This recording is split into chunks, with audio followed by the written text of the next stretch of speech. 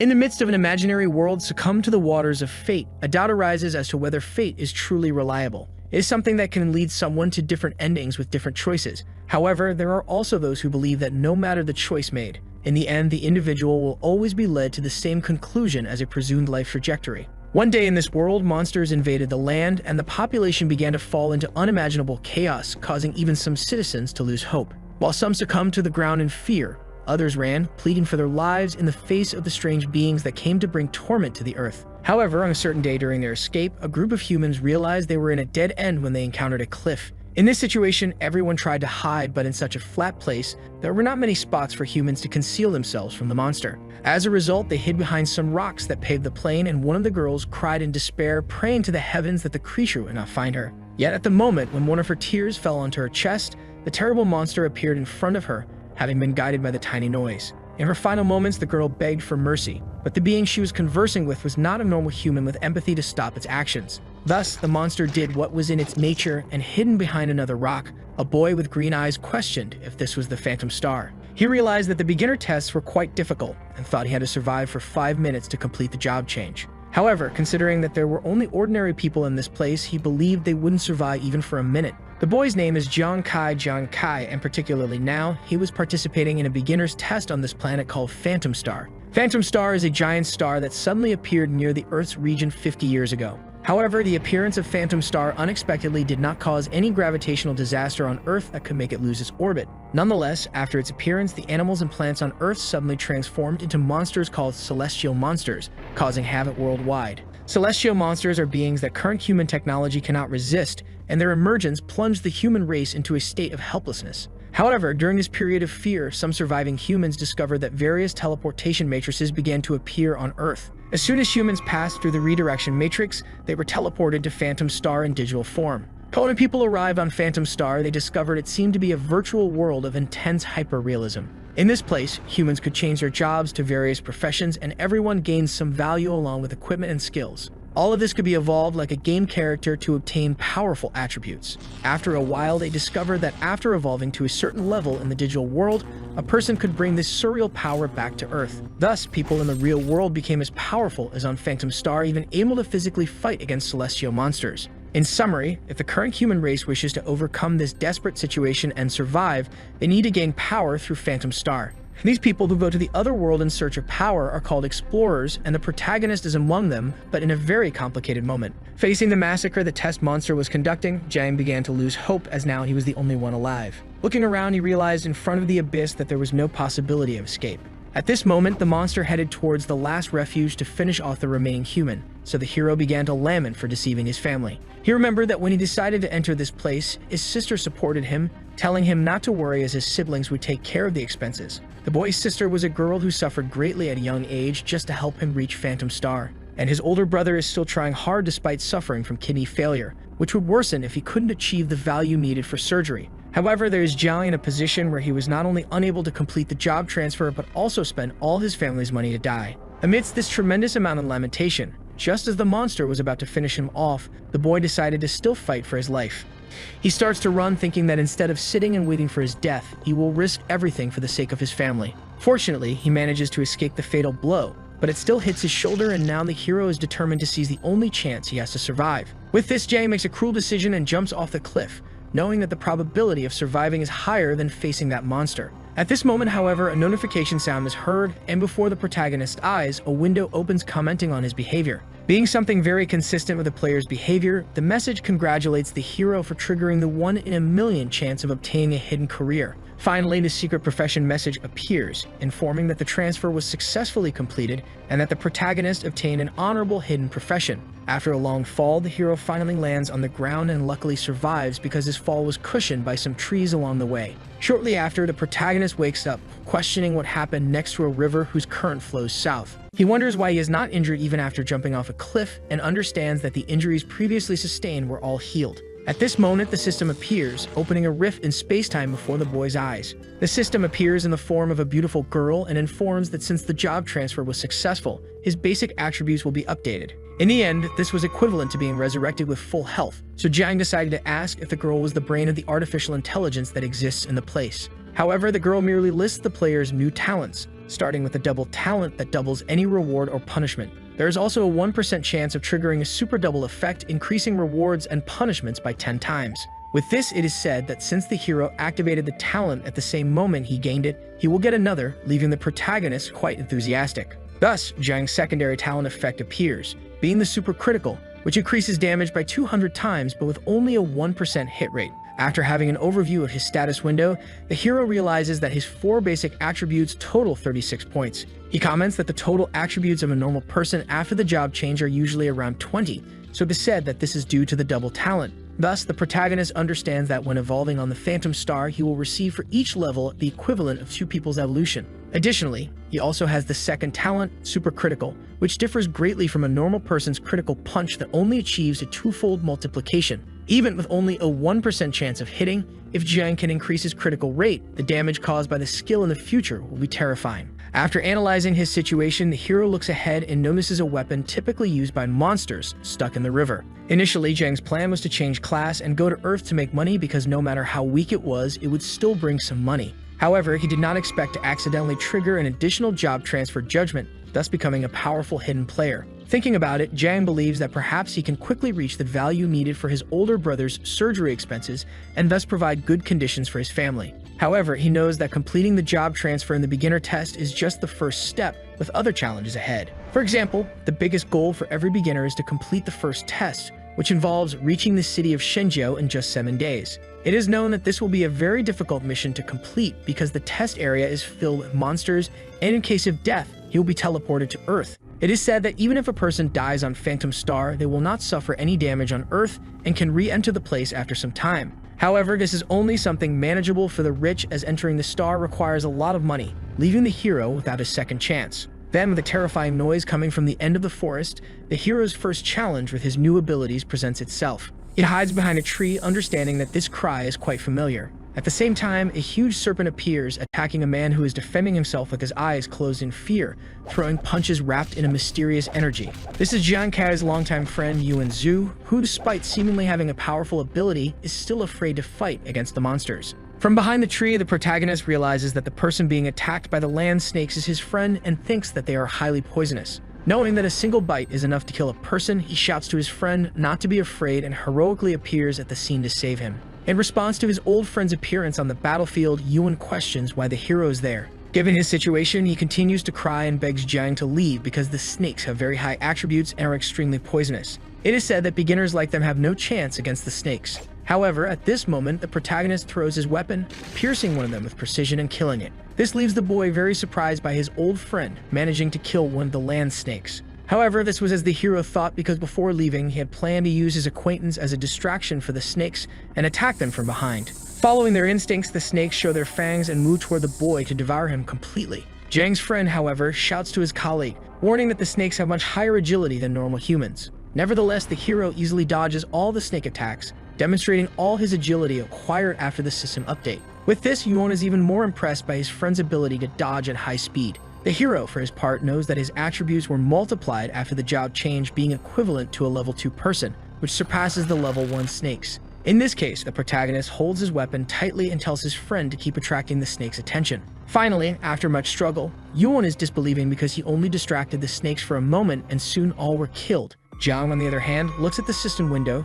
thinking that his profession should be of low strength and high agility, but he can also deal damage. In the end, he believes that the iron spear he took from the human-faced monster could be a really good piece of equipment to increase his strength in the beginner area. With the fight over, Yuan appears, hugging his friend with all of his strength and praising him for the strength he showed in combat, even as a beginner. In response, the protagonist pushes him away, saying that he was just lucky to have completed his job change and obtained the player profession. Yuan doesn't quite understand what that means, but explains that his profession is also not bad, being a martial artist. In this case, it's no surprise that the boy held out for so long, considering that this profession is ranked 5th in the Divine Glory realm. Regarding how many professions exist on Phantom Star, no one knows, but the first thing every explorer has to go through after entering is the job change. As for the type of profession received, it depends on the job change material the person buys before logging into the virtual world. Usually, the rich spend millions to buy good job change material, so they get a strong profession when they arrive. Among the various quality professions are martial artist, paladin, and assassin.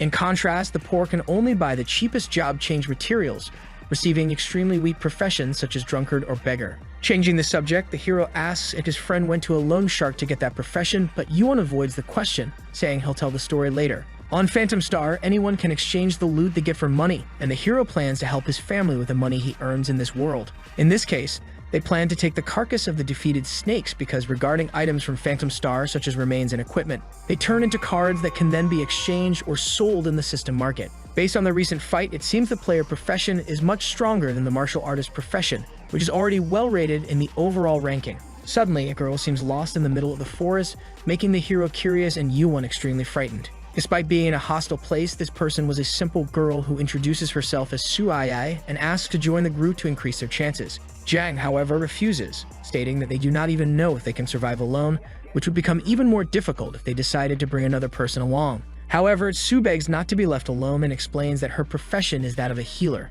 which could certainly help in some way. Almost crying, she explains that if the heroes encounter poisonous snakes again, she will be able to extract the venom to strengthen their weapons. In this case, the situation is now a bit different because the healer class is also one of the top 10 high-level professions. Recalling what he has already been through, Jiang believes they will depend greatly on healing the beginner stage, considering that if he hadn't received help from the system, he would already be dead. After some consideration, the protagonist concludes that he will include her in his group, and the two introduce themselves. However, his friend whispers in Jiang's ear that he only changed his mind because he wants to flirt with the girl, which makes the hero quite uncomfortable. Meanwhile, on Earth, in the Divine Glory Kingdom in the city of Jiangzhong, the great base of the Phantom Star Portal number 18 is active. In the data research laboratory, a scientist states that today's wristwatches are incredible because they can locate explorers precisely. A girl appears, agreeing and saying that most wristwatches on the market can be used to detect all the data on Phantom Star.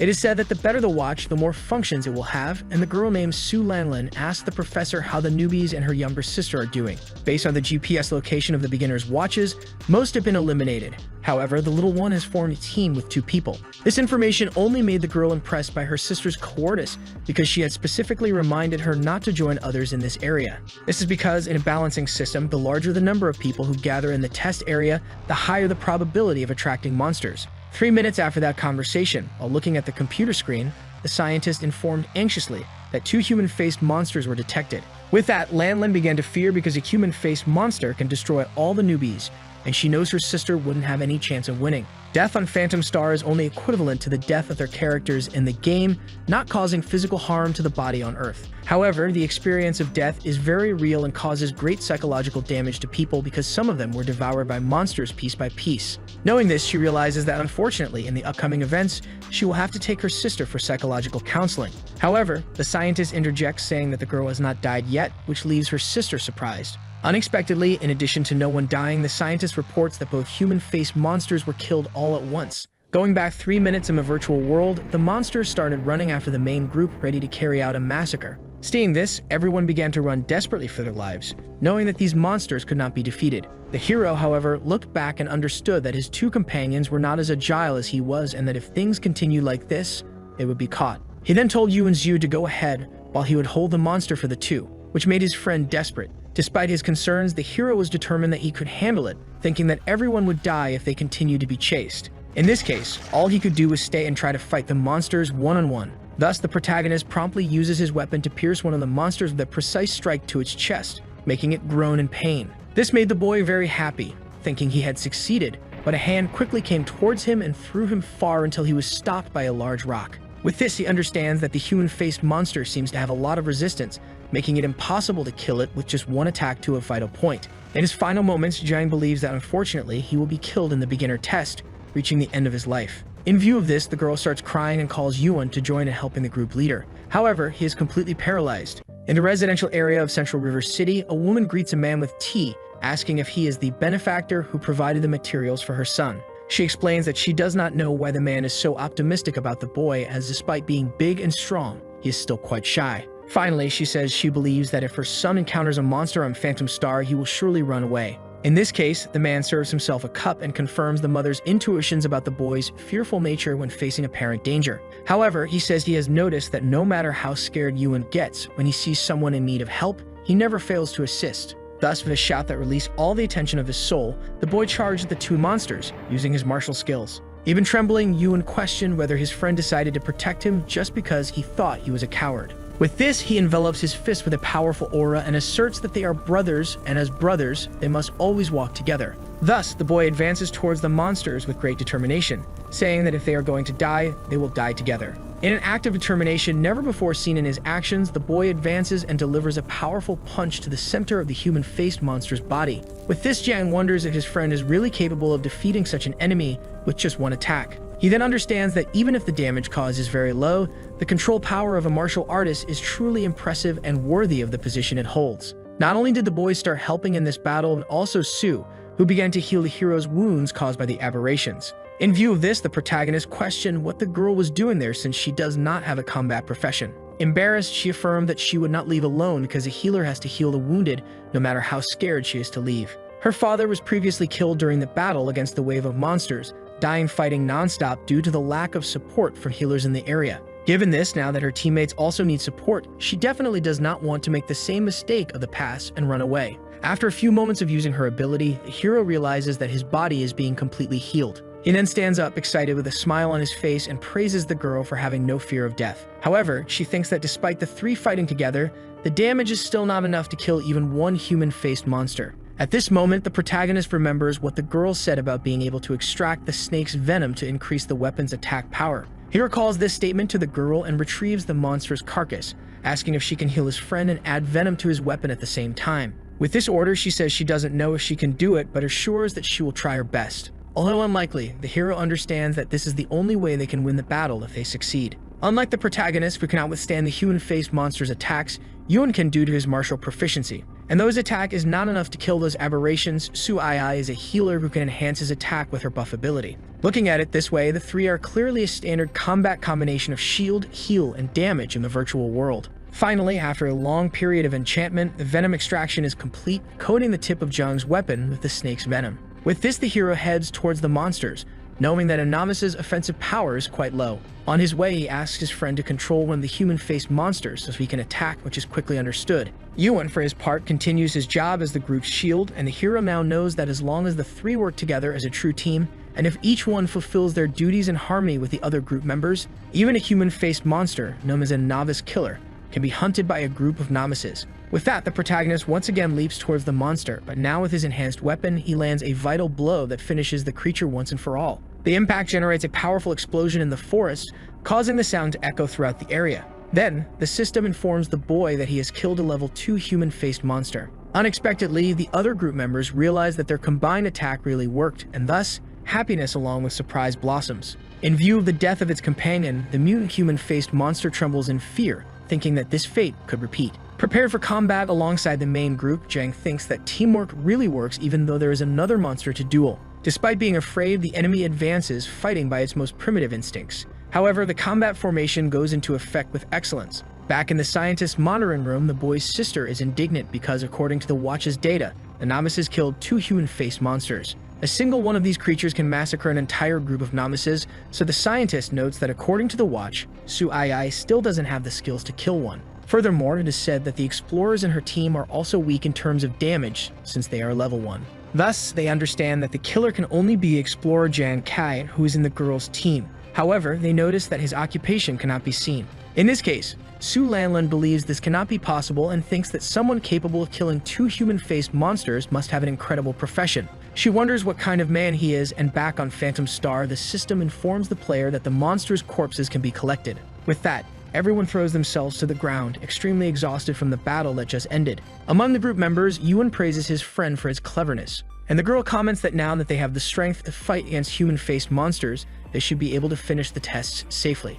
However, after being rushed to finish the test, the hero explains there is no reason because there is still plenty of time to reach the final destination, the city of Shengjiao. He asks his group to take it easy and relax a bit, leaving them quite confused. To explain himself, he asks them not to worry and explains that the points are calculated after finishing the test. In this case, prizes are given to the top-ranked, and it is said that the equipment granted by the military is very good and greatly helps novices. Given this, Zhang says that now that they can kill monsters and consequently trade for points, they should seek the chance to be among the first. With that, he asks if his friends like the idea of killing more monsters to accumulate more points and ultimately receive the best rewards. Initially, this proposal leaves the two a bit confused, but a few hours later, Yuan is serving as bait in the forest and complains about the fear he is feeling.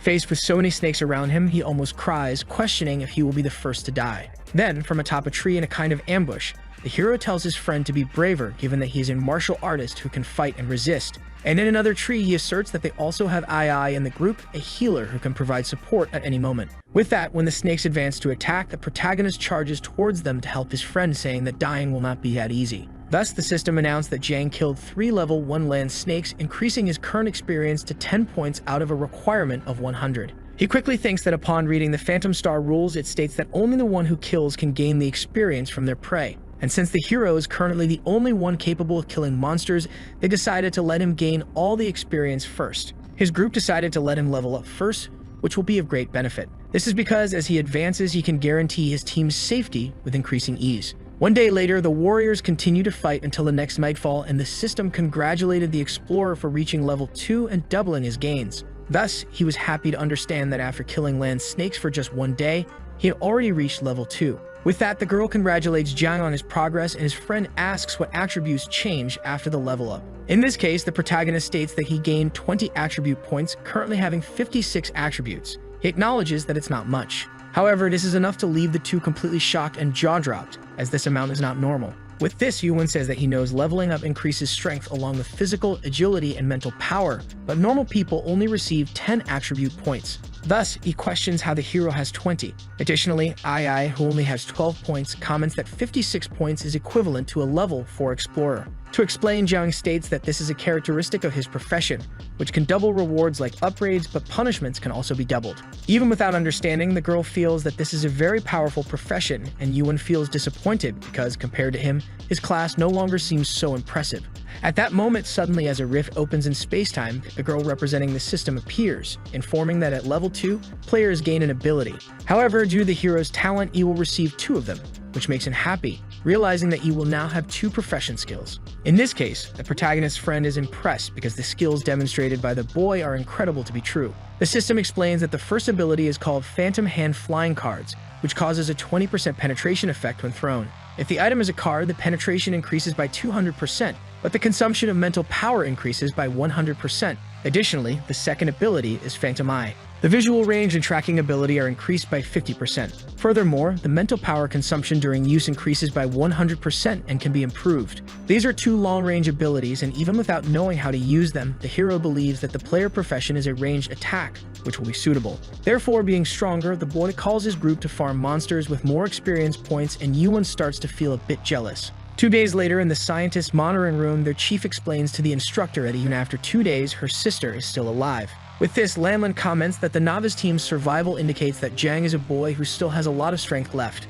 However, suddenly some people enter the room, and a guard informs everyone in the novice area that the test will become more dangerous from now on. It is said that the superiors detected that Country L sent invaders to invade the novice area of their country this time, which becomes a rare large-scale invasion. Then the Supreme Commander of the Central River City District, Wei Ying, appears, stating that they must hurry and prepare for the situation. Lanlin, a bit anxious, questions her superior if a mass invasion will really happen. He confirms that even if the information proves false in the future, they will continue without lowering their guard. The information frightens the girl because knowing that the invaders are a group of people from Country L specializing in killing novices from other countries to hinder development. This is because the Phantom Star novice test rules state that advanced players cannot enter the area to help them, so they have to pass alone. However, in Country L, there is an exclusive profession that allows native players to interfere in the game. They can exploit the invaders' characteristic to infiltrate novice areas of other countries without suffering a counterattack. Furthermore, the invaders ensure to be as cruel as possible with novices from other countries, giving them horrible deaths. With this, they traumatize them, preventing them from entering the site again and thus significantly reducing the number of new foreign players. Given this, the girl slams her fist on the table, angry, and says that her sister's resistance is very poor to defend against these damned invaders. In this case, Wei Ying asks for the psychological support preparations for the novices since the large invasion has already begun. Thus, for this novice test, everyone starts to accept that there will be no survivors. Back on Phantom Star, the main group walks casually through the forest, searching for new adversaries to increase their experience. However, at this moment, the hero senses something in the bushes and looking back raises his weapon, stating there is something hidden. In view of this, Yuan questions what his colleague is saying since they had already passed through this location before and concluded there was nothing there. Then Jiang, with a serious expression, asserts that the area where enemies exist is in a more distant region. With that, after preparing, he throws his spear with all his might towards the spot where he sensed suspicious movements. Following this, after the spear travels a long distance, it passes through, destroying everything and finally seems to have hit its target. In view of this, the protagonist explains to his colleagues that he hit something and runs, calling them to take a look. Thus, Yuan asserts that they haven't reached anything and starts to think that his friend is going crazy, but they inevitably follow the group leader through the forest. Even in the middle of the night with little light, the hero hit and killed a level 2 short-spine wild boar with ease. In this case, Yuan is very surprised that the protagonist managed to hit and kill a level 2 wild boar from such a distance. Jiang, for his part, comments that no one needs to be scared because these were just his new abilities in use. After finishing off the animal, the system asks if the hero wishes to collect the wild boar's remains, as the spines can be used to craft weapons. Without wasting time, the protagonist accepts the proposal and thinks that currently the Phantom Throw ability has increased the damage of his throws. Additionally, the Phantom Eyes ability is basically a combination of slow motion and a telescope, allowing his attacks to have greater range and accuracy. Thus, Jiang tells his colleagues that he needs just one more experience point to reach level 3, so they need to find another place. At this moment, however, a person laughs from within the water, speaking to the leader of Team 2 that they surely are lucky. From the river waters, something starts to emerge and someone comments maliciously that they managed to get some snacks right after entering. Thus, the group of invaders emerges from the water, prepared to have fun with the corpses of the novices from the virtual world. Taking charge of the situation, the hero questions the players' identities and Ai becomes quite intimidated by these men's presence. In this case, one of the warriors tells those kids not to worry because they are not bad guys. Continuing, their leader, with his weapon drawn, states that they only want to skin the novices and then hang them to drain all their blood. Or perhaps, he says, it might be better to start by peeling the boys' skin and attracting the human-faced monsters to devour them to death. With this, another invader comes out of the water, stating that in any case, the superiors this time have only one goal in mind. Jiang looks frightened, but the man merely maintains his malevolent smile, exuding a dark aura. Thus, the leader of the Team 2 invaders concludes by saying that the superior's goal is to ensure that all novices from Glory City fail their tests. In view of this, the girl in the group recalls the identity of these men, being the invaders who come to Phantom Star to kill the novices. Inevitably, this realization left both the hero and his colleague extremely scared. Then Ai continues, saying she has detected that all the assassins are level 3 or higher, and the highest one is at level 5. At this moment, the hero begins to feel disheartened, seeing that even though the situation is bad due to having to face several warriors, there is still a level 5 among them. His current abilities can at best contend with a level 4 explorer. Thus, trying to face a level 5 will be like suicide, unless he can level up. Without further delay, the group leader calls his brothers to start the massacre with the novices. The hero quickly rushes to take the lead in the battle. He calls his colleagues to flee with him and asks them to form a team to separate for now. In view of this, the group leader mocks how quickly the novices run away when danger approaches and asks if everyone living in Shenyou City is so cowardly. Then the leader orders 2 of the assassins to go after the coward who escaped alone, explaining that the other 2 stayed for their troops. The warriors sent are level 3 and quickly start chasing the hero through the forest. Despite praising the boy for being very good at escaping, they get excited as they are now almost catching up to him. At that moment, the protagonist simply disappears from their sight, leaving them confused and lost in the forest. One of the assassins, considering that the boy wants to play hide and seek with them, smiles and says he will cut off the boy's feet when he finds him. Suddenly, from the bushes, the hero's weapon is launched at the most confident of the assassins. Upon seeing the blade, the assassin mocks the attempt to resist, believing he can defend against the novice's attack. However, the spear fatally hits his chest, sending him flying and leaving his companion completely surprised. The force of the throw causes the man to be launched continuously between the trees, destroying everything in his path. The other assassin questions why his companion flew off and, upon asking if he is okay, realizes that the assassin is dead. Thus, the hero reveals himself from behind the trees and, having achieved victory, mocks by questioning if this is all the power of an invader. Holding 3 more projectiles between his fingers, he asserts that the man doesn't seem as strong as expected. In this case, the assassin activates his watch, recalling that the boy in front of him is a novice from Shenzhou and questions how he killed his level 3 companion. However, upon viewing the boy's attributes, he realizes that he is already much stronger, having 60 points despite being at level 2. Yet the protagonist is not willing to chat and mercilessly throws his blades at the assassin's body. With this, the assassin falls to his knees, groaning in pain before the man he was tasked with killing. With the fight over, Jiang thought everything went well because his attributes were equal to those of the level 4 explorer, easily finishing off a level 3 invader. In the end, the whole idea of splitting up was just a plan by the hero to attract a small number of enemies and kill them one by one. This is because the boy was still a bit below the experience needed to reach level 3. According to what he learned on Earth, if an explorer is killed, it's possible to take their watch and choose to loot their experience. The system informs that Jang killed 2 level 3 explorers, each providing 100 experience points. So the hero quickly accepts the proposal, asking the system to loot the bandits' experience. After stealing 100 points from each of the assassins, Jang finally reached level 3, being congratulated for his achievement. Having reached level 3, the explorer significantly increased his attributes, already halfway to leveling up again. Now his total attributes are 76 points, which is higher than the average for level 5, which is 60. With this, the boy loots the dead bandit's watch and retrieves his weapon embedded in the other's body, now having the strength to return and save his friends. Unlike the protagonist, who won his battles effortlessly, the secondary group was facing extreme difficulties. One of the assassins comments on the martial artist and the medic they found, saying he didn't expect to encounter main professions in a place like this. Upon encountering such quality careers and such innocent novices, they decide to torture them to death. While healing her groupmate with all her might, the girl desperately asks him if the group leader will be able to return. Despite being severely injured, Zhu tells the girl that he will definitely return, although he always flees when girls chase him. However, it's said that if his friends or family are in danger, no matter how desperate the situation is, he will definitely appear. At that moment, having finished their preliminaries, the assassins announce they will skin the young ones, but like a true hero, the protagonist appears from the forest. Without wasting time, he launches some of his wild boar spines, hitting several of the bandits and killing them instantly.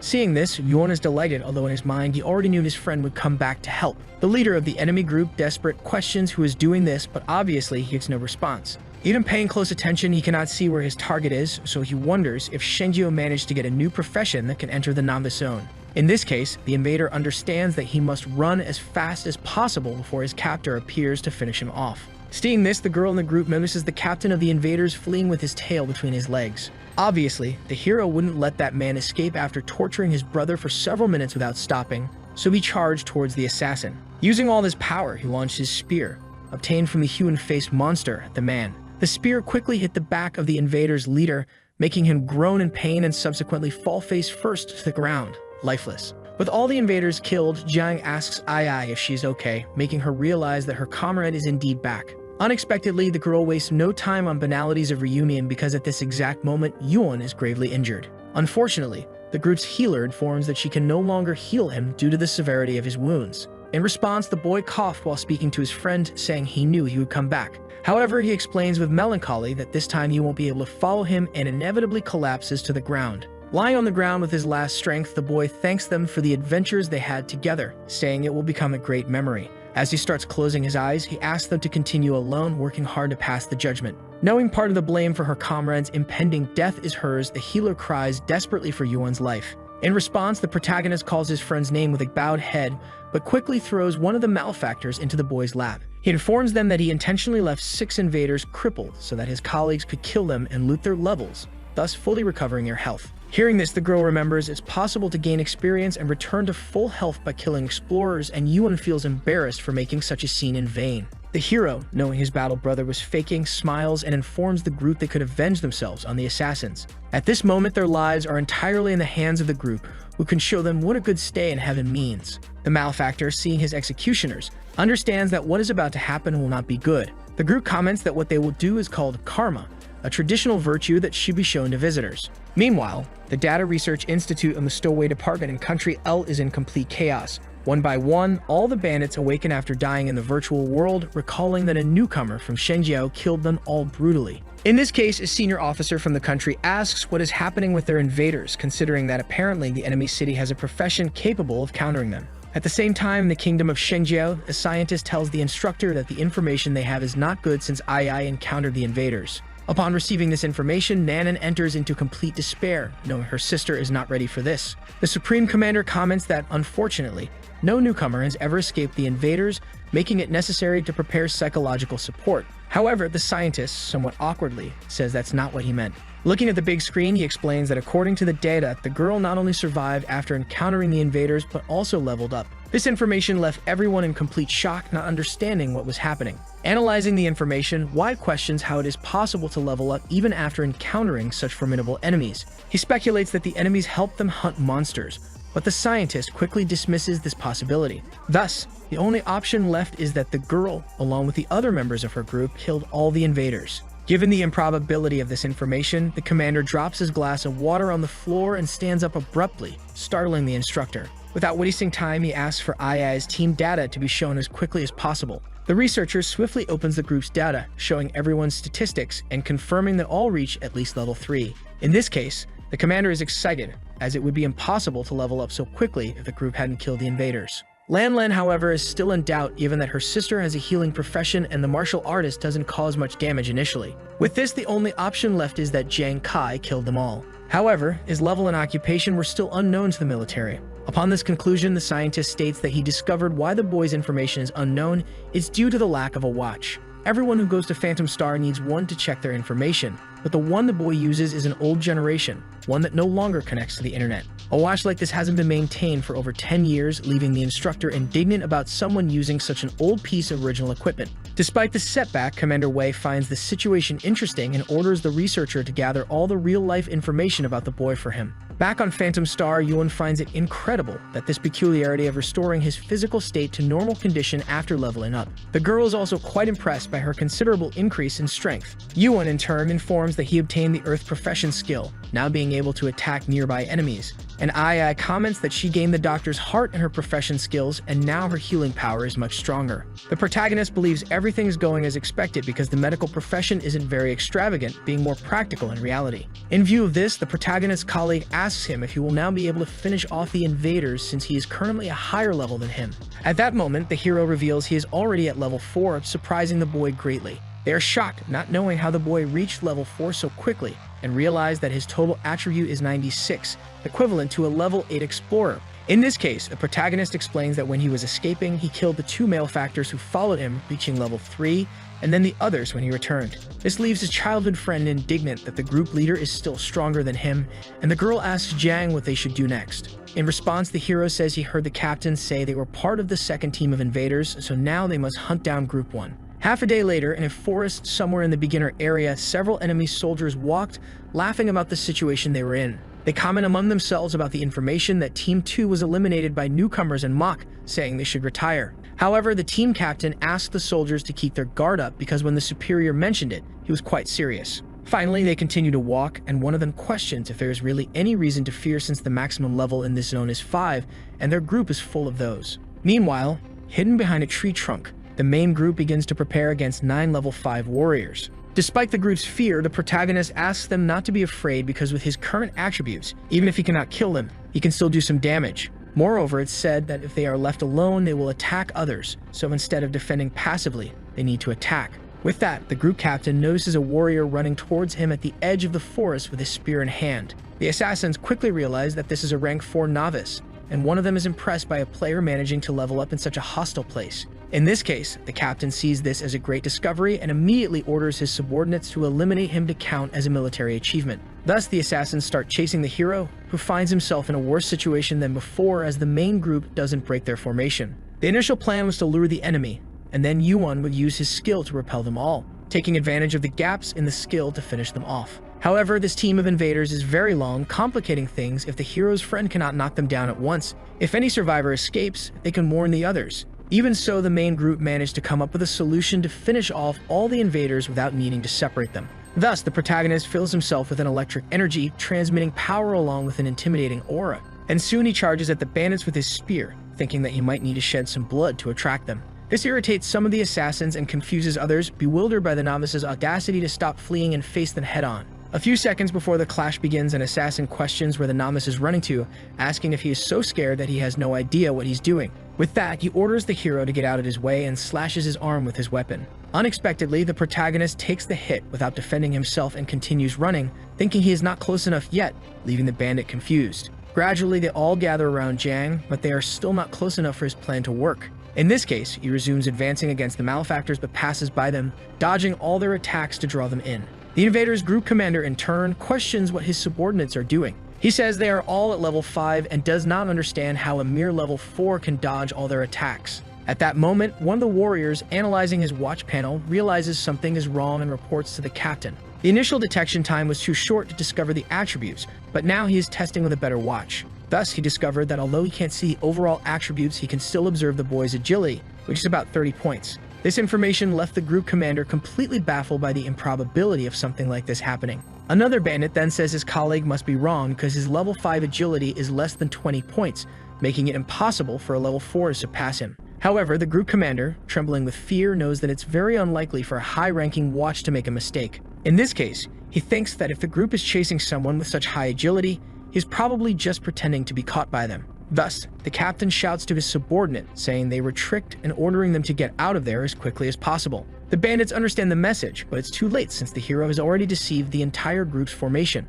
So, while they are preparing to run, suddenly a golden lightning appears in the sky, confirming that escape is no longer possible. This is because the martial artist Yuan is ready to strike them all with his newly acquired special ability. This is the Earthquake ability, which when hitting the ground, lifts all the assassins, leaving them in a state of vulnerability. Then the hero begins to envelop himself again in his electric aura while thanking his old friend for a job well done. He then asks that from here on, everything be left for him to resolve and starts his offensive, accurately firing wild boar spines. Thus, they fall to the ground one by one, killed by the protagonist's throwing ability, resolving everything at once as planned. Yuan, in turn, is impressed by his friend, having killed 9 level 5s in an instant and questions what kind of wicked being he is. The system informs that the hero killed 5 level 5 invaders, and upon looting them, he gained 2,000 experience points, reaching the highest level in the beginner zone. With that, Zhang finally reaches level 5 and realizes that for all higher explorer levels, the experience that can be looted will be doubled. In view of the group leader's achievement, Ai praises him, impressed,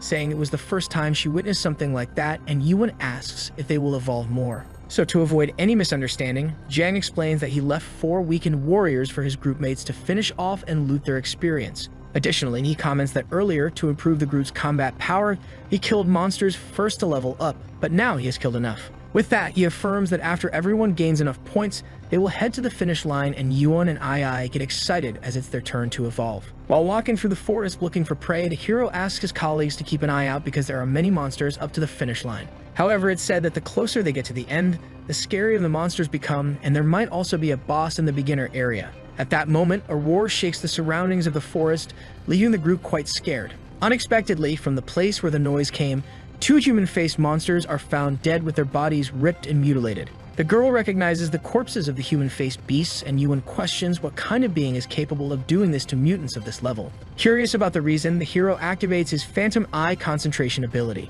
He then observes a certain golden light he had seen before, realizing that some creature of this color killed the 2 monsters. Ai is intrigued by this, but at that exact moment, the creature they were talking about appears, launching an energy blast. Yuan still doesn't notice the attack coming from behind him and continues to question, quite afraid about what these corpses went through. The energy blast finally arrives, hitting both the girl and the hero's childhood friend. After hitting the 2 group members, the creature heads towards the protagonist without wasting time, leaving him scared. Recovering from the attack, Yuan shouts to Zhang to be careful because, considering the attack they suffered, the animal is capable of causing instant death. Meanwhile, the animal's attack hits the hero, who does nothing to defend himself, leaving the group confused. However, due to his extremely high level for the beginner zone, the protagonist inevitably manages to capture the creature with ease. With that, the monster proves to be just a simple hamster, and Yuan and Ai are impressed by the hero's dexterity in catching such a fast animal. However, the protagonist asserts that for him, this animal is not fast at all, calling it merely a fat rat. In response, the hamster becomes irritated for being called slow and claims it was only caught because it was careless.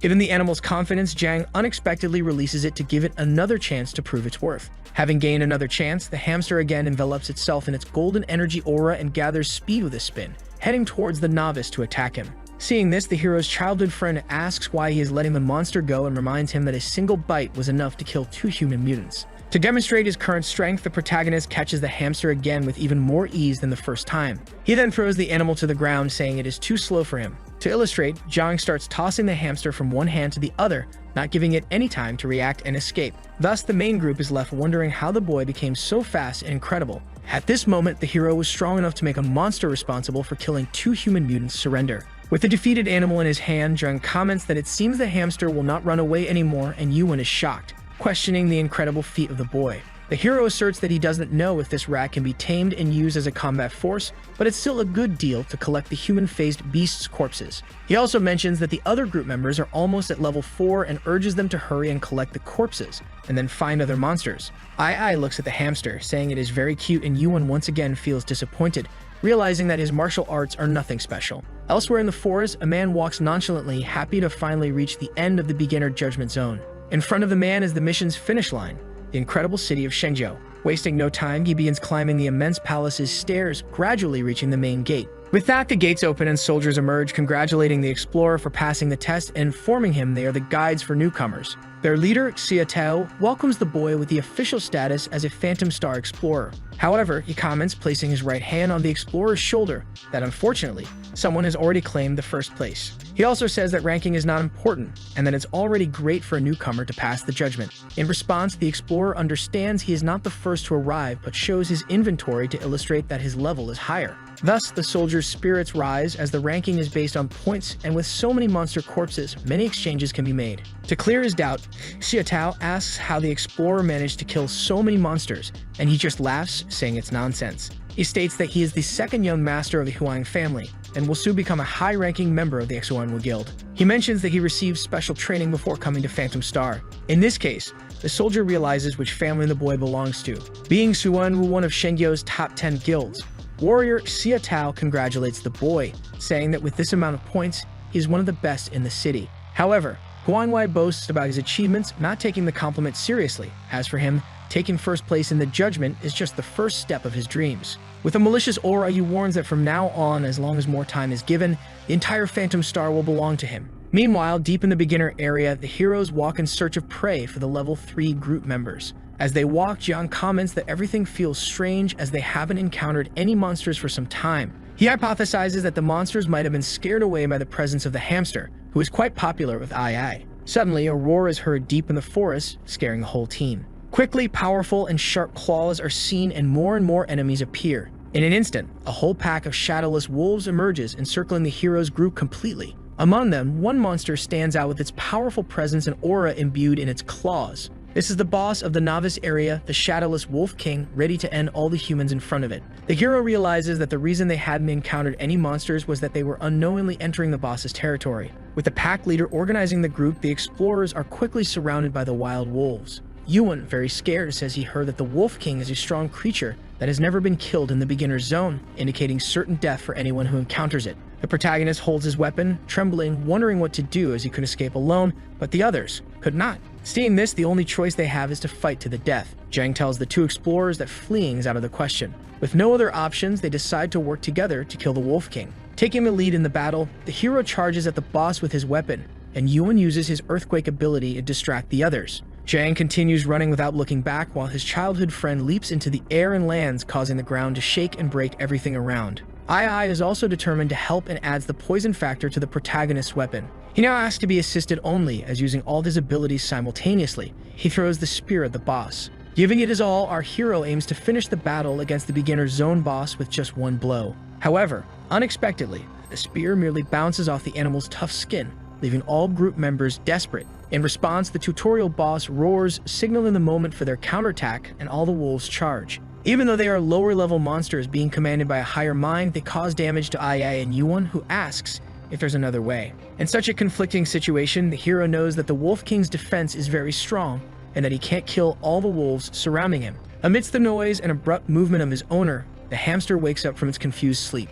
Looking around and analyzing the situation, it understands what's happening and blames the wolves for disturbing its peace. While the protagonist fights with all of his might against the wolf pack, the hamster activates its ability to the maximum. It jumps from the hero's hood, rushing through the air, creating wind currents as it passes, and unexpectedly pierces the Wolf King's chest with ease. Jiang can't hide his surprise that the little rat managed to bite through the tough skin of the wolf. To clear his doubts, he activates his Phantom Eye concentration ability and sees the size of the wound, realizing that the situation could change if they attack there. From the start, the throw didn't work due to the high defense of the boss. However, with an exposed wound like this, it's possible to cause damage. With that, Jiang launches another attack at the wolf, but this time with one of the wild boar spines he has kept. The projectile is fired along with electrical energy and inevitably injures the boss when it hits the exposed wound directly. With this, the hero understands that his attacks are working, realizing that he will be able to continue using his phantom eyes to focus on attacking the wound. At that moment, the projectile shines with a strong light, and suddenly,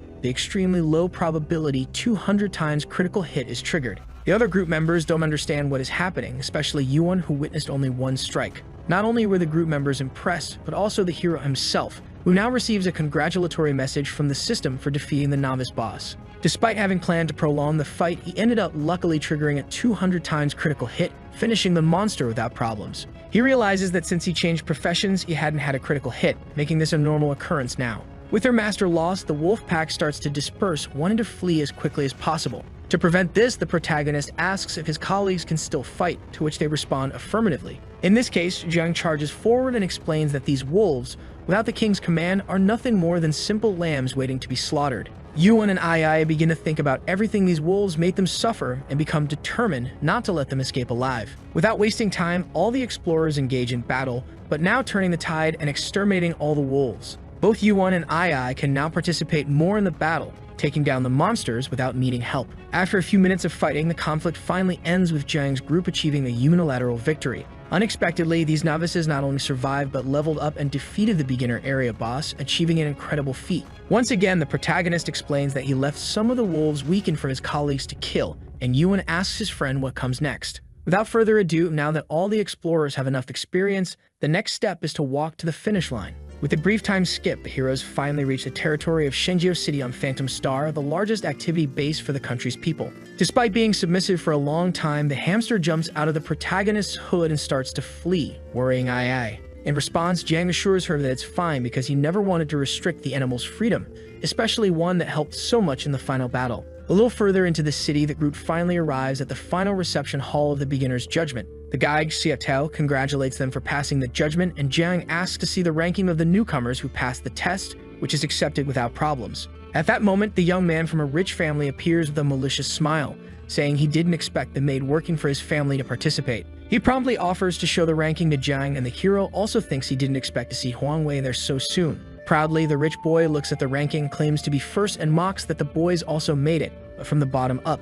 Other bullies begin to echo his sentiment, calling the hero group losers and questioning how they dared to ask about positions. In his mind, the hero remembers that his sister worked in the Huang household to save money for him to come to Phantom Star. Despite working, the boy often harassed his sister. Additionally, he used his brother's illness to humiliate him. In view of this, Yuan steps forward in the argument, telling the boy to shut up, but he is stopped by the protagonist, who says it's okay. He apologizes to everyone present and informs them that the rankings will be reorganized soon, with his group taking over the top 3. For a few seconds, silence takes over the hall, but is quickly broken by the laughter of the bullies, who mock this optimistic thought. In this case, Jiang tells his colleagues that they will no longer pretend, and Ai agrees along with Yuan, who, when activating his watch, says he is eager. Without further ado, the main group decides to show what they came for, reorganizing the rankings in front of the huge screen by displaying their inventories. In view of this, the bullies are left open-mouthed, not understanding what is happening, as the monster corpses are in the possession of only 3 explorers. Huang is even more shocked to realize that, besides human-faced beasts, there are also shadowless wolves in their inventory. However, when faced with the shadowless Wolf King, the boy believes it to be a lie and asks how a mere group of losers managed to kill the boss. The hero, in turn, doesn't bother to explain, saying that the ranking will tell them what is true and what is false. Then, unexpectedly, a notification appears, and the ranking indeed begins to be updated, confirming that the group's points are real. Therefore, inevitably, that arrogant rich boy faces the fact that the group he considered losers managed to take the top 3 spots. That is not all they have, and the young man wants to know if they could earn points by making invaders cease to live. The knight recognizes that those are the wristwatches of the invaders who came from country L. Another comedian says that now they have exposed themselves, they are liars, as rookies couldn't handle all those invaders. He asks the crowd if any of them have ever encountered invaders, and they say it has never happened. Faced with this, he wants the leader to disqualify the talented ones, as they are certainly a bunch of liars. He hears the clamor of the jealous ones with a bitter hesitation, as they ask for the liars to be punished. Approaching the rebels, a person says that there are indeed invaders, and they couldn't inform all of them in time. Even he was surprised when he found out, but his superiors told him to praise Jiang Kai and his friends. This is Lu Jun, vice commander of the military division. This made the envious ones realize what's happening. That group is not lying about the invaders. As a reward for what they did, the military division will increase their reward in equipment. The 2nd and 3rd places will receive A-class equipment, and Jiang Kai, who came in first, will receive an S-class reward. Hearing this news, he and his friends are very happy. This left the envious ones perplexed, as these rookies would now have good equipment right from the start. Breaking the 4th wall, he will explain how the equipment levels work. They are ranked from F to S in the Devil's Star, with F being the worst quality and has the best of the best. B and C quality equipment are already very good, but A and S class are what every walker desires to have one day. The jealous one cannot accept that they started with this advantage. Because of them, he lost his top spot and ended up in 4th place. He argues that something wrong must have happened and that Jiang comes from a poor family, so it's impossible that he was better than him. Jiang told him to calm down because the military approved the facts, and if he kept insulting his family, things would get crazy. But the jealous one is furious and prepares to attack Jiang, saying they are just poor peasants. His sister is his servant, his brother is sick, and he is a nobody who got beaten up every day. He shouldn't even dare to question what he says. That deeply angered Jiang. Besides, his sister was still a servant at his house, and he promises to go after her any day now. He tried to attack Jiang, but Jiang reacted much faster. So fast that the one who wanted to strike didn't even notice. What was now on the chest of the jealous one was a huge cut, and his blood spurted. Those who noticed the scene didn't understand either. It was too fast. Even Jiang's friends didn't expect this reaction. He had really attacked that fool. Meanwhile, the vice commander of the military division asked if he had really attacked Huang Wei, the jealous one. One of the young men says that Huang comes from a family that manages one of the top 10 guilds in the country, and even so, Jiang attacked him. While trying to recover, Huang asks if Jiang knows the consequences of that action. But Jiang says that scum like him, who threatens his family, deserves to suffer this and he doesn't care who he is. Huang realizes that his fear is leading nowhere. The world is a hell now and family is all he has, so anyone who threatens his family has to know what they are doing. As he approaches the boy, whose pants must be quite heavy now, no one does anything. Jiang says that he will not hesitate to fight to defend his own, no matter who offends or endangers them, being ready even to send them straight to the other world, turning them into a memory. Huang screams in terror and cries like a baby. Jiang had ended that fool's life, and the system says he can steal 6 experience points. He didn't expect it to be such a small value and wonders if every big and talented family is this poor. What makes things less worse is that a death in the Devil's Star is not a death in real life, but there will certainly be repercussions. The commander realized that the boy is reckless, but he is indeed talented. His expectations about him were positively satisfied. Silencing everyone, he says that Jiang acted in self-defense and that for now, he didn't want anyone talking about this matter anymore. Now the 3 should follow him to receive their rewards. Jiang follows him, and his friends praise his attitude because he was very confident. Under the Troll-Light's glow, they gather with the vice commander. Apologizing for making them wait, he said that these are the equipment that the military had prepared to give them as gifts. As soon as his hands approach the box, it opens on its own, emitting a strong golden glow. The girl received the Jade of Vitality, an item that every healer hopes to obtain someday. Indeed, it increases 15 points in mentality and physique, as well as enhancing the effectiveness of healing and potion production. The boy, on the other hand, received armor as an A-class piece of equipment. The Blackstone Rhino armor increases defense and strength by 16 points and reduces damage taken by 16%. Now only Kai has to open his box to see what he will receive. His eyes shine as he sees the item he received. The system notifies that an evaluation of the item is required. It's a set of finely detailed daggers. The vice commander didn't expect the item to require an evaluation card, and his colleague says that if it needs that, it must be a very good item. And indeed, equipment of superior quality requires these cards. Luckily, he has some there and can give one to the boy. The card is assimilated by the item. They grant 9 points in strength, piercing, and agility, and as a unique effect, for each tribulation consumed, the critical chance increases to a maximum of 90%. The vice commander thinks the item won't be useful to the rookie, as they tend to deal little damage and his critical would not be that high. Hearing this, his colleagues say it's unfair for him as he has dedicated himself so much, and they ask if he could receive another item. It would be troublesome, but he could try. However, Kai refuses. Contrary to what they think, he liked the item he received. That is certainly the best equipment he could have gotten. His critical hit chance is much higher than normal people's, 200 times greater. But his frequency of hitting criticals is very low, much lower than other people's. However, those blades increase the frequency of critical damage by 10%, reaching up to 90%. One could even say it is the perfect artifact for risk takers. If Kai doesn't want to exchange the item, he won't do anything about it, and he said that having completed the tutorial, they could return to Earth. Approaching Kai, he said that someone might be looking for him soon. On his way home, he should be cautious. Finally, after all that, they return to the city. Kai didn't expect to pass the rookie test so easily and can't wait to tell his siblings everything. As he approaches his house, he comes across something strange. In front of his house, there are several luxury cars, and he wonders if any of the neighbors have suddenly gotten rich. Grabbing his cell phone for a photo, he decides not to dwell on it. Arriving at his home, he announces his arrival. He has finally arrived and wants to tell his family how his exam went. But what stands before him is a man sitting on his couch. There are several strange men in his house, and he doesn't know any of them. And they know that the young man did well in his rookie evaluation. That is Huang Da, the brother of the envious brat who was struck down, and he wants to know what he is doing in his house. As he spoke, a blow lands on the back of his head. The house door closes behind him.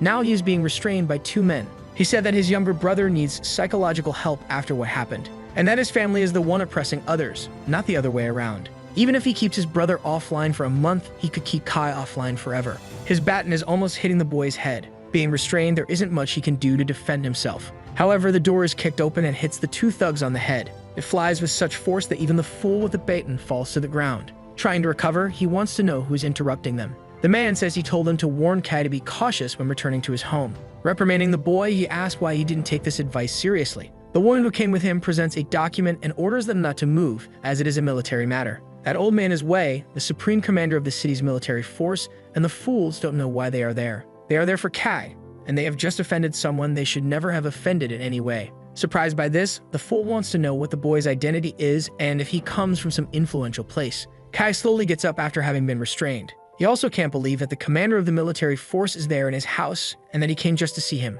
Due to their blunder, the fools are detained and sent to the police station. The boy thanks Commander Wei for saving him, but he wants to know why he was there. He asked the boy not to be nervous, as he came because he and his team were exceptional during the test. After he went offline, his friends were invited to join the military, and they are here to extend the same invitation to him. The old man sighs, exhaling smoke from his cigarette banned in 89 countries. Now the boy has a new profession.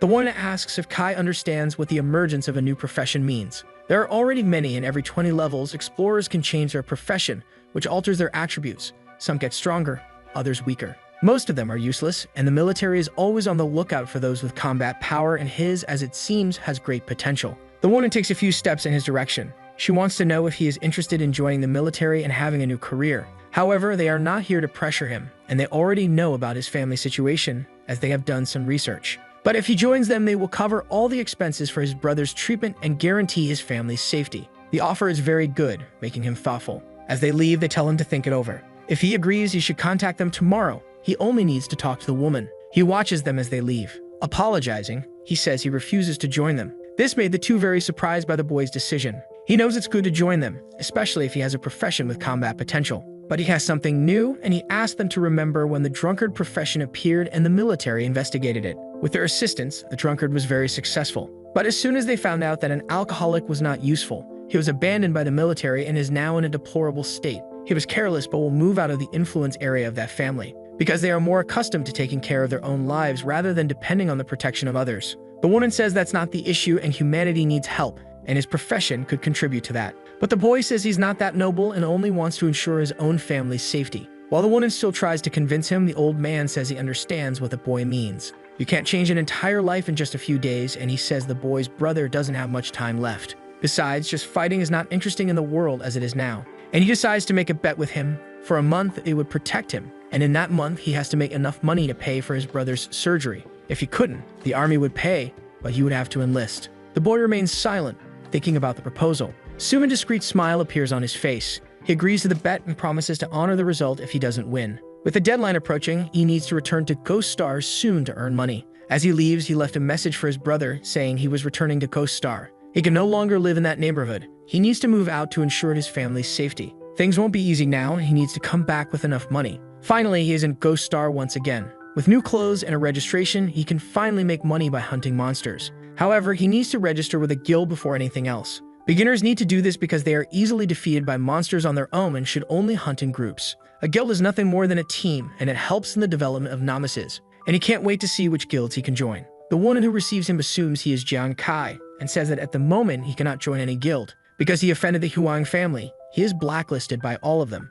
So he will have to do things on his own from now on. Still in the safe zone, there are many people in the selection area. Without a guild, he wonders if his adventure will end before it even begins. Someone asks him if he is unsure where to find the monsters. She reads other people's fortunes and can tell the best place to hunt for just 100 coins.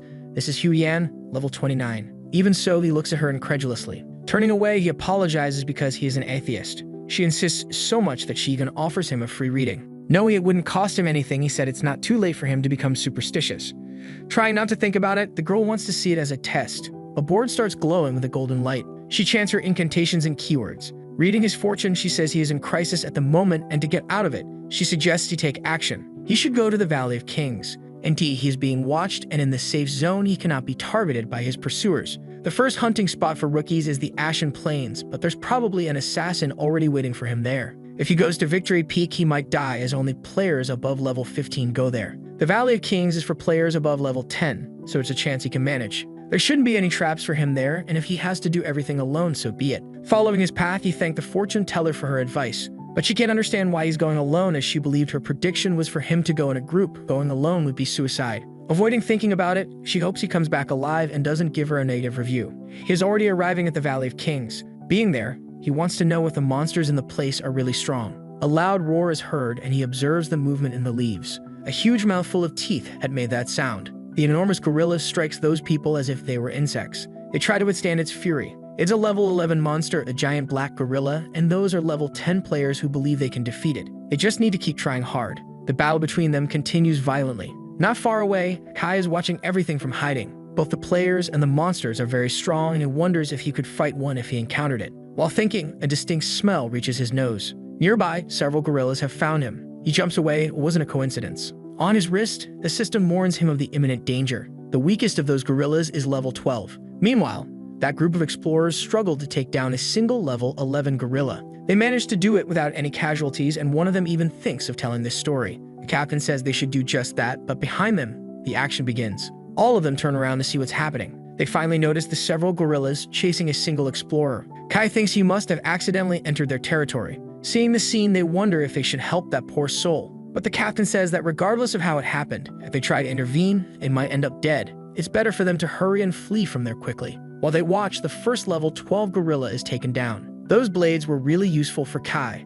With just 5 attacks, he managed to land an absurd critical hit. They watch in disbelief at how easily the boy took down a gorilla stronger than the one they defeated. Kai escapes from the remaining gorillas, but he's confident he can take them down. Then he prepares to finish off another one. His devastating attack heads toward the monsters. Another gorilla becomes history, and only one is left. This time he achieved a critical hit with just a single strike. Stating that yet another gorilla was defeated, the others are even more stunned by it all. Now Kai just has to settle the score with the last one. Seeing that the last one is also the strongest, the captain of the other team doesn't think it will be defeated easily. Kai only has 3 daggers left and is at the limit of his physical stamina. He needs to believe that his critical chance will rise before the beast catches him. Then he prepares to attack it. Throwing the 3 daggers, his bet is that he will take it down. They fly towards the furious gorilla. It roars in pain as the blades hit it. Kai celebrates. That attack with the last 3 blades really managed a critical hit. The gorilla's body falls to the ground, inert and lifeless. Achieving that would be difficult even for a larger group than theirs, and the boy did it all alone and without help.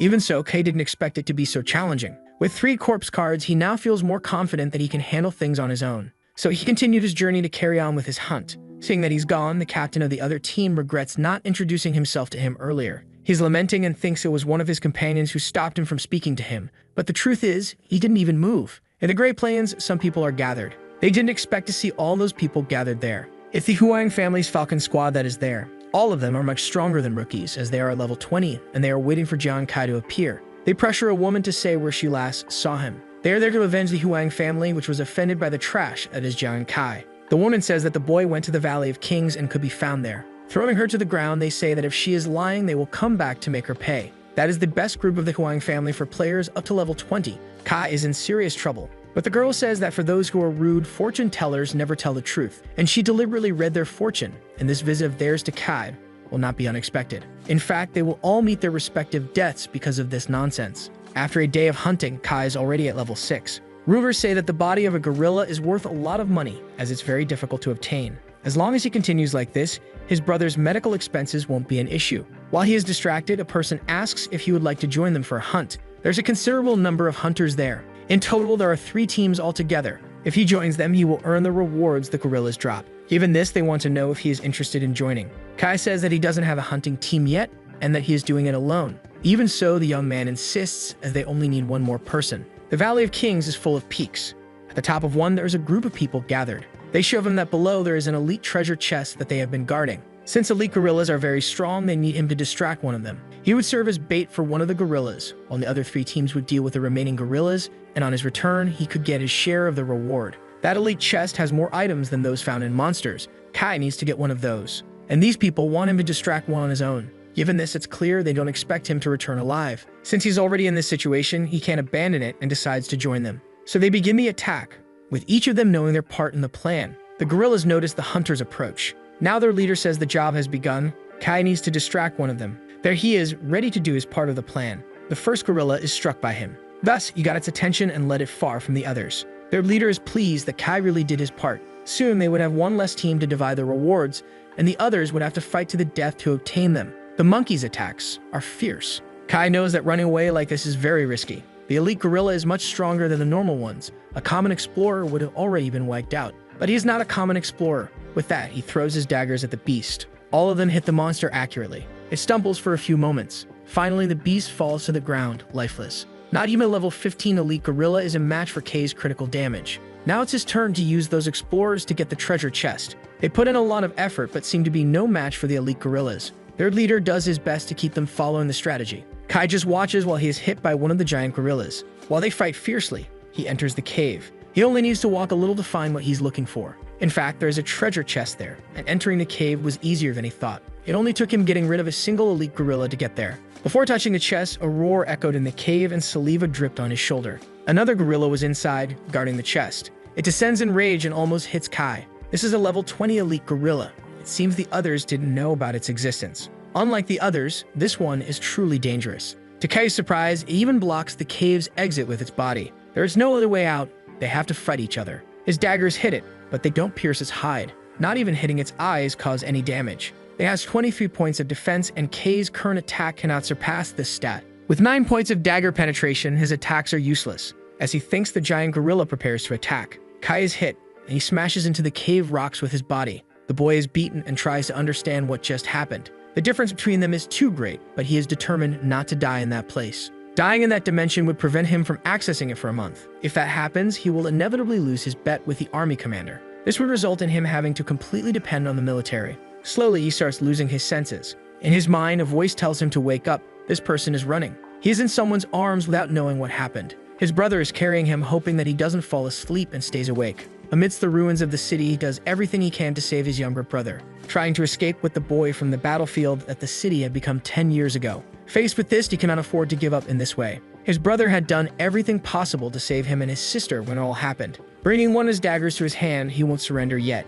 The energy from them flows through his body. Kai won't give up on fighting. The giant gorilla had swallowed him. As soon as it finishes swallowing, it shows a satisfied expression. However, it doesn't take long for it to experience the worst pain it has ever felt. Its head explodes into several small pieces. Now its lifeless body falls to the ground. Kai had defeated it. Luckily, the defense inside its mouth wasn't as high as the one on the outside. It was like breaking through thick skin to strike, as happened with the Wolf King. Now the elite chest can finally be accessed, but he is very weak. Even so, this item belongs to him now. After nearly a whole hour, the others outside finally managed to finish off the elite gorillas. They celebrate that the boy led one of them away and must be dead, so there is one less person to divide the loot. Finally, they enter the cave to collect the treasure chest. The scene, however, is not what they wanted to see. There is nothing left inside that they can collect. The leader begins to shout desperately because the elite chest was supposed to be here in the cave. One of them says that he saw the boy entering the cave during the battle. He didn't say anything before because he thought he was losing his mind, as it wasn't possible for him to have survived.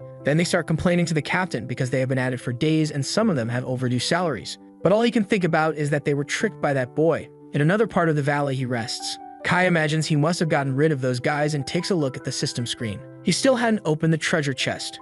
His eyes begin to shine with everything he had obtained. The chest is filled with precious and expensive items. There are many minerals, and there is equipment too. It was worth much more than monster corpses, and he would make a fortune with it. However, something caught his attention. There is another piece of equipment inside. Then he puts the gloves on his hands. There is a fire emblem on each one. Even so, he doesn't know what kind of equipment it is, whether it favors attack or defense. But wearing the gloves, he began to feel lighter and stronger. Maybe his agility and strength have increased. With this new sensation, he decides to try attacking to see the changes. The daggers fly through the air as soon as they are launched. Mid-flight, flames form around them. This is certainly an effect of the item, making those flames appear. In Ghost Star, there are various types of flames and some are deadlier than others. Ordinary flames are almost useless in battle and are only used for cooking and making campfires. Since these flames were ordinary, maybe his gloves are meant to be used for cooking. As he thinks, a loud sound comes from the forest, like the roar of a beast.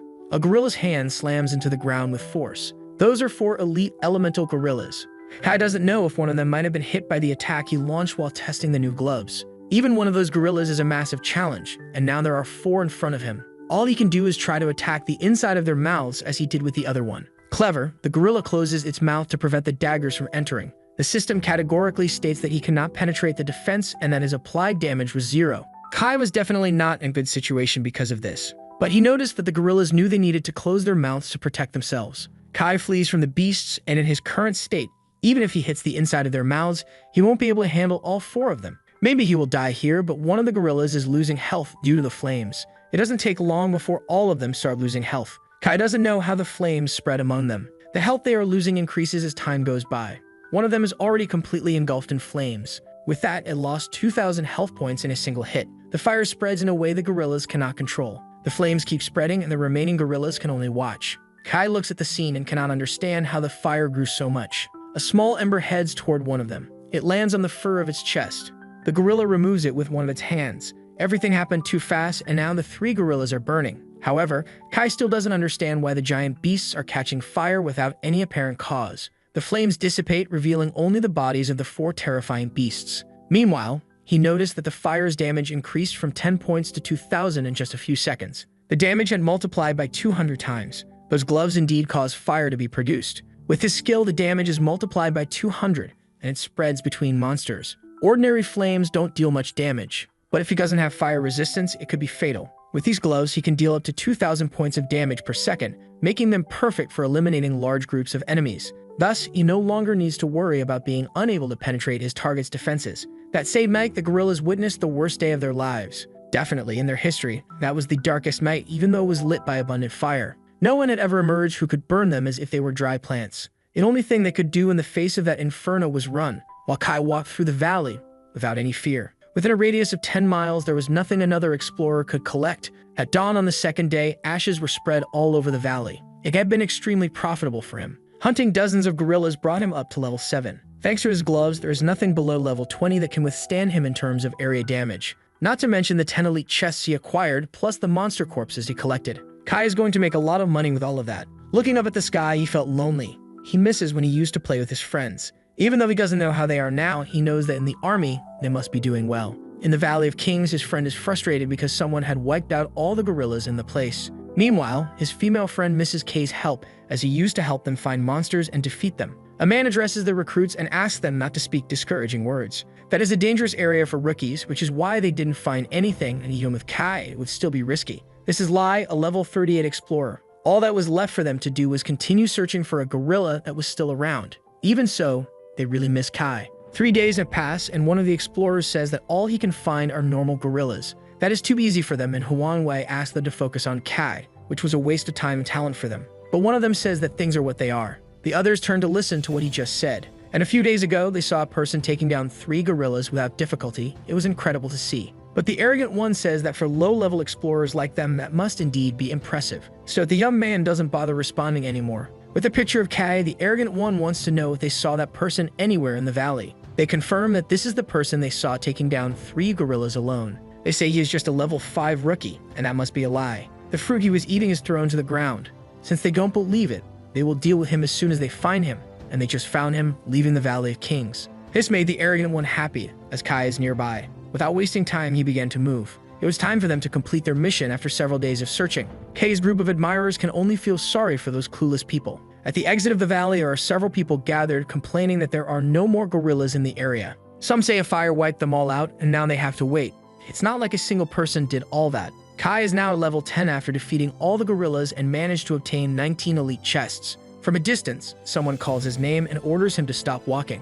Kai turns around to see who called him. It's the group of fools that wants to finish him off. People know that this is the Huang family's Falcon Squad and wonder what Kai did to anger them. Looking at them, he asks if it was really Huang family that sent them. Drawing his sword, the arrogant one says that he must have forgotten whom he offended during the tutorial. Now all of them are here just to kill him. Kai prepares himself to avoid being attacked. However, he says he acted in self-defense and asks if they really want to keep doing this. They don't care about that, only about the money they'll get from him. Since that's the case, if they're doing it just for money, Kai won't show any mercy. Then his daggers begin to fly toward the fools. They dodge some of them, avoiding the damage. But to their displeasure, they are already burning a little, and they mock the minimal damage. The spectators can't believe ordinary fire is being used in battle and think it's only a matter of time before Kai loses. Provoking their curiosity, he asks what would happen if the fire started dealing more damage. It doesn't take long for the first one to begin losing 2,000 health points per second. Soon he's enveloped in flames in such a way that his body can hardly be seen. His companions panic, seeing that there's nothing they can do.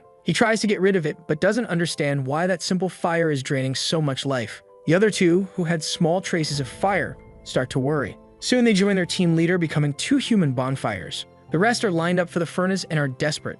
Before they can react, they are engulfed by the insatiable flames. Their bodies begin to be consumed without them being able to do anything about it. The system notifies that Kai obliterated that team and as a result looted their experience. Those who witness everything can't believe their eyes. Since they were so dedicated to giving it to him, Kai will accept it gladly. He looks at the bodies on the ground of those who wanted to kill him. The bystanders can't believe a single person did that to an elite level 20 team. Faced with this, they just want to know more about the identity of this dangerous person. But watch if one of them can't fully view Kay's characteristics. Finally, they understand why they can't. Maybe he's a powerful fire mage who used items to prevent other players from reading his stats. Looking at his status window, Kai realized he leveled up 2 more times with that little skirmish.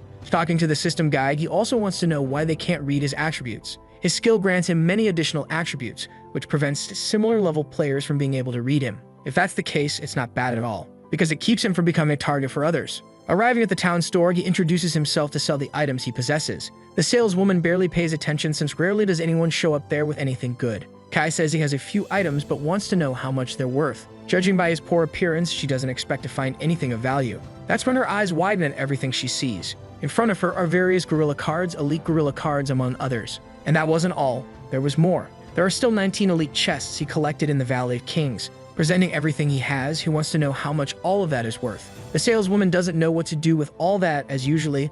Those who show up sell individual items, and this player looks like a wholesaler. She shakes her head to snap back to her senses. Now excited, she says she will calculate everything because she's the best salesperson there. This is going to be interesting, he says. On the calculator, the amount is really high. The body cards are worth 10,000 and the treasure chests, 170,000. Altogether, he has 180,000 coins in merchandise. Each of these coins is worth 10 in real-world currency, which totals 1,800,000, enough to take care of his brother's health. In this way, he had managed to win the bet with the army commander, and he doesn't need to join the military. As he walked, the fortune teller called out to him and was specific in saying that he had received the fortune reading for free. Catching her breath, she said she was right to have recommended that he go to the Valley of Kings and that it must have been very fruitful. Indeed, it was, so she asks him to do her a favor, and Kai listens sympathetically, preparing to speak to him. Kudian says that her wish is to be part of his team and hopes to fight alongside him in the future. But he simply turns around saying goodbye, which leaves the girl irritated by his attitude. She mentions that the military often decides what is useful or not. Changing the subject, she asks if he wants her equipment since he likes getting things for free, as this might be her last time in the game. Then Kai asks if she's also very poor and if she's given up on making money there. She wishes she hadn't, but there isn't a single team that wants someone who can only predict fortunes and nothing more. When the military said Feng Shui is a good profession, she chose it and later switched her profession to being a fortune teller. But upon switching, she got stuck. The army gave up on fortune tellers and consequently, no one else wanted them. Unable to join a team, she spends her days there, and if she returns to Earth, her life won't change much. In fact, she'll have to do hard labor and earn little as a salary. Kai says that's terrible, and his brother's health declined because of overworking, and a girl wouldn't be able to handle that. And indeed, she says she wouldn't. But since she has siblings depending on her, she can't give up now. This reminded him of his older brother. People are different, but the need is real. His brother must have gone through that too, seeing the game as a source of hope. But having to take care of his younger siblings, he was afraid of having no one to leave them with and shifted to heavy labor. As she was about to leave, the girl says that this time she really has to quit and won't be coming back to the game, and she said her farewell to Kai. However, he asked her to wait a little longer. He said he was leaving now but would be back, and if they met again, they would form a team. The fortune teller could hardly believe what she heard. She even trembled with emotion, incredulous at what he said. But Kai assured her that he definitely wasn't lying, and that if he was, may he never make money again. Knowing that this is something he cares about, she even laughed at the comparison. Before he could leave, she hugged him tightly, thanking him for the opportunity. He tries to push the girl away, making other players notice the scene. Arriving home, he shares the good news that his sister no longer needs to work. Gathered together, they can hardly believe what he told them. His sister's concern is whether the money is legitimate, and he said he earned everything in the game.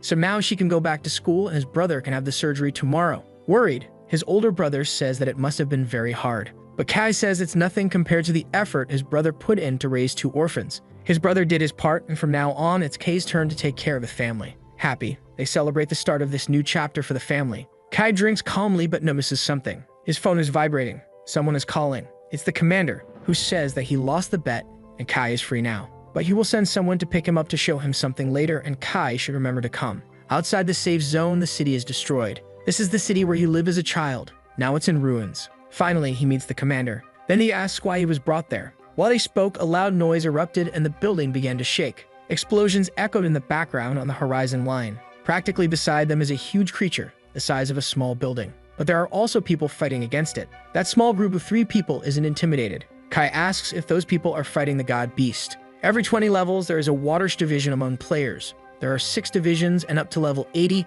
their abilities can only be used in the game. The players continue fighting the creature. This doesn't apply to the Extraordinaries. Levels 81 to 120 mark a qualitative change in the player. From that point on, the power that could only be used within the game can also be used in the real world. Those players are truly powerful. There is no hesitation in their eyes, nor do they show any sign of struggling. The battle against the beast continues to progress. This is also the challenge in fighting the god beast, because this is the most effective way to fight it. Witnessing the battle, Kai contemplates the strength of those players. However, the commander says that it's just an ordinary god beast, and to take it down, they lost 2 transcendents. That statistic made Kai frightened by the reality. Humanity's situation is not good at all. He might not realize this because he lives in the safe zone, and the commander won't force him to join the army. Thunder and lightning tear through the sky of that desolate city. In fact, he even spoke to the Huang family, telling them not to bother the boy anymore. Hegan smiles as it's strange that he cares so much about him. However, it's because he always believes in his intuition. Kai is now pensive with everything he heard. The commander's intuition tells him that the young man will become a strong person. And since he only wants to protect his family, joining the army would mean going to battle and being far away from them. But every man has his share of responsibility for the future of his country, and someone has to stay behind and fight. It may soon be his turn to fall in battle, but as a citizen of Shengjiao, if he dies for his country or for that young man, he will do so with all his heart. He won't force the boy to join the army, but he hopes that in the future, if the city needs help, Kai can lend his aid if he's able, and that he will fight for Shengjiao. After resting a few days on Earth, he returned to Coast Star. Kai didn't expect the commander to have such high expectations for him. Now it's time for him to focus on himself and look for monsters that are challenging because gorillas no longer are. What appears on his watch is a ghostly banshee, which can kill in a single strike and terrify its victims. It doesn't take damage from attacks that come from a distance greater than 10 meters, and it's very lethal within that range for explorers. This makes him think for a moment. It's going to be harder than dealing with gorillas, so he needs to assemble a team. The fortune teller is taking a nap in the street. On the sign, it says she's waiting for the captain and doesn't want to be disturbed. Kai wakes her up and asks if she's been waiting there since the last time he logged into the game. She can only be happy because she knew he would come back, and Kai says he always keeps his promises. Looking at Kai, she says she found a companion who could be very useful to them. If he helps kill monsters, it would be great. She just hopes he's not a drunkard. Then Ruin introduces himself, and he's exactly what Kai didn't want, a drunkard. Hearing that, he tried to run away from the team with all his speed. Seeing this, the fortune teller realizes her captain is still a very pragmatic person. She does what she can to defend Ruin, saying that he is a good worker and very dedicated. The boy looks embarrassed, not knowing what to say. He can cook and give massages, and as long as he's allowed to be part of the team, he agrees not to take part in the profit share. That last sentence made Kai completely alert. He quickly raises one of his hands. Taking Ruin's hands, he said that he knew he had a lot of talent and couldn't wait to work together. And as his captain, he will take him to the place where they hunt banshees. Ruin asks if he is always like this, and the fortune teller says he is always like this. They are now in the Valley of Kings, where the elite banshee monster appears. A ghostly and terrifying hand opens a door. The level 20 banshee is there, ready to hunt players. From a distance, some people are watching her. Kai says she is strong, and once exposed, she will be killed immediately, so they should be cautious. Since they can only attack her up close, he reiterated that they should stay quiet and wait for the opportunity to get closer. Hearing a voice, he asks Huyan to stop talking, but she hadn't said anything at all. Once again, he asks for silence, and she says she hasn't spoken a word so far. Looking behind, he wants to know who's been talking all this time. It was the drunkard, sleeping and making a lot of noise in the place. In his dreams, he shouted that he was toasting to the captain. This made the banshee realize there were players there. She quickly began to approach their position.